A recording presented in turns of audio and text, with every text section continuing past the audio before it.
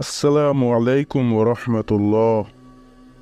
সম্মানিত দর্শক মণ্ডলী, আশা করছি আল্লাহর অশেষ রহমতে আপনারা সবাই ভালো আছেন এবং সুস্থ আছেন।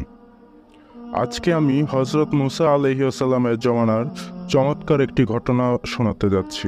হজরত মুসা আলাইহিসসালাম একবার আল্লাহ তাআলাকে জিজ্ঞেস করলেন, হে আল্লাহ, জান্নাতে আমার সাথে কে থাকবে?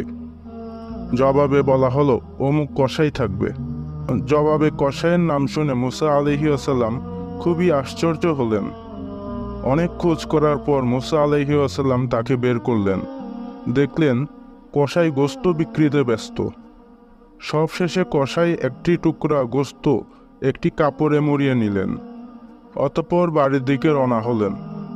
মুসা আলাইহিসসালাম তার সম্পর্কে আরও জানার জন্য তার পিছু পিছু তার বাড়িতে গেলেন।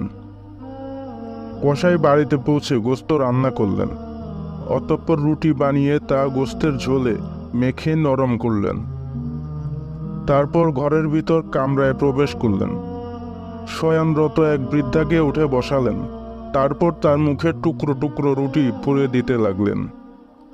খাওয়ার পর বৃদ্ধা কি যেন তার কানে কানে বললেন। অমনি কসাই মুচকি হাসলেন।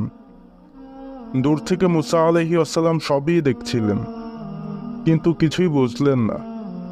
মুসা আলাইহিসসালাম বৃদ্ধার পরিচয় এবং মুচকি হাসার বিষয়টি কসাইকে জিজ্ঞেস করলেন। কসাই বললেন, উনি আমার মা।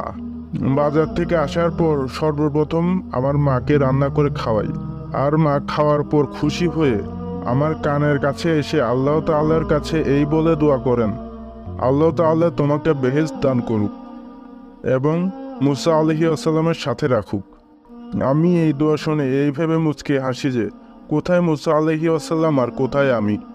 এ আল্লাহ, আমাদের মন মানসিকতা সেই কসাইয়ের মতো করে দাও।